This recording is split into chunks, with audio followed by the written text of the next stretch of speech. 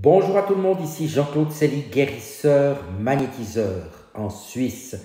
Tout d'abord, êtes-vous bien abonné à ma chaîne YouTube car cela me permet réellement de bien avancer et je vous en remercie.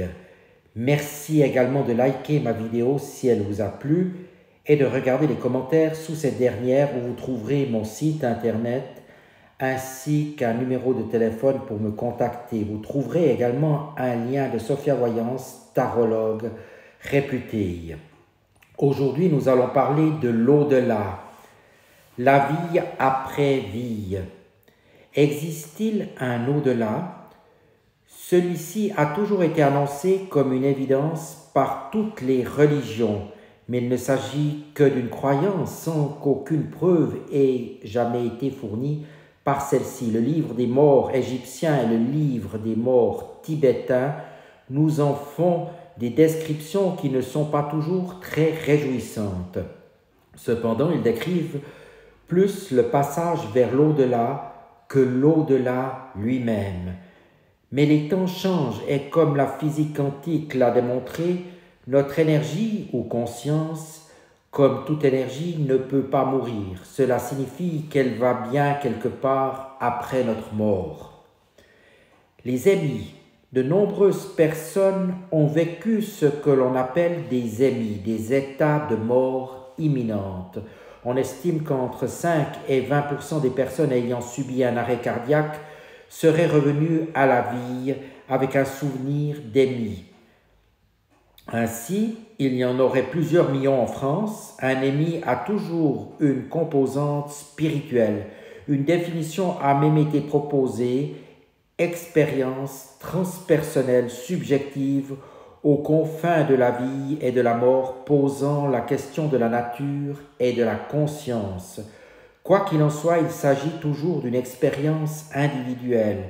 Il y a eu tout de même quelques émis partagés par deux personnes uniques et non reproductibles.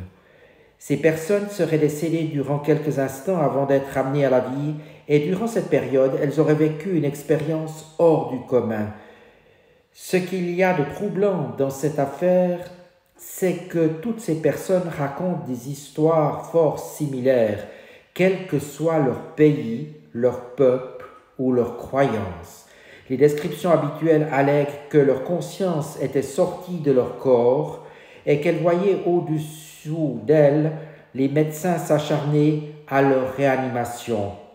Leur sens était beaucoup plus développé que d'habitude, avec notamment une vision à 360 degrés. Elles étaient aussi capables de voyager sur de grandes distances en quelques instants. Il leur suffisait de le désirer. Certaines ont même été jusqu'aux portes de l'au-delà, où elles ont rencontré un être de lumière, ou les membres décédés de leur famille qui les recevaient dans la paix et la joie. À des expérienceurs, nom qui a été proposé pour les personnes ayant vécu une émie, était donné le choix de rester là-bas, dans l'au-delà, ou de revenir, alors que d'autres, il était imposé de retourner dans leur corps et donc de continuer leur vie terrestre. La vie continue après la mort. Lorsque on exerce comme médecin ou comme thérapeute, plusieurs patients nous racontent des histoires de ce genre qu'ils ont vécues lors d'un accident ou d'une intervention chirurgicale, ayant lu le remarquable livre du docteur Raymond Moody, La vie après la vie. Je comprenais aussi de quoi il s'agissait et j'accompagnais ces personnes d'une manière mieux que je le pouvais, au mieux.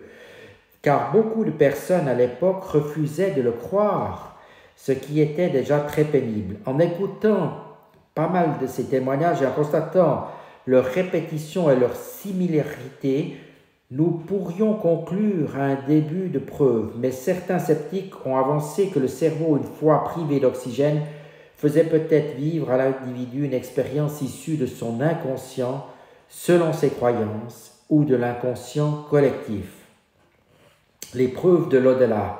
Cependant, certains témoignages font état d'éléments que la personne ne connaissait pas avant son émis qu'elle a vus durant son aventure et qu'elle a pu décrire ensuite comme des lieux inconnus. Il y a aussi cet enfant qui a connu une amie à la suite d'un accident de voiture. Lors de son expérience, il a rencontré les membres décédés de sa famille, notamment ses grands-parents. Sa petite sœur était avec eux.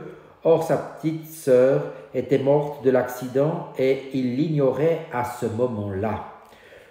Le docteur Jean-Jacques Charbonnier a ainsi réuni dans son ouvrage Les 7 bonnes raisons de croire à l'au-delà un certain nombre de preuves qui lui permettent d'affirmer l'existence d'un au-delà. Aujourd'hui, tout un faisceau de preuves oriente vers la réalité de l'au-delà où les âmes vont après la mort. Il semblerait d'ailleurs que ce soit là-bas que se trouve la vie véritable.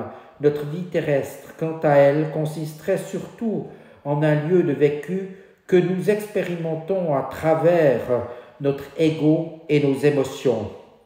Une fois que nous aurons tout expérimenté, une fois que tous les possibles auront été éprouvés, nous nous déciderons à prendre le seul chemin véritable qui nous mènera à la révélation de notre âme. C'est le chemin vers la lumière. Et nous constaterons alors que cette lumière qui nous indique le chemin a toujours été là, présente aussi à l'intérieur de nous. Signalons que certains expérienceurs reviennent quelquefois avec de nouveaux talents, comme le don de prémonition, une capacité à soigner ou une facilité pour retourner dans leur vie antérieure. Mais surtout, tous reviennent en disant que la vie est très simple et que seul compte l'amour, mais un amour inconditionnel pour les autres et la vie en général. Nous sommes donc ici sur cette terre essentiellement pour apprendre et à aimer, et donc à apprendre à aimer par voie de conséquence. J'espère que ces quelques phrases, ces quelques paroles résonneront en vous. Et en attendant, je vous dis à tout bientôt. Merci de votre attention.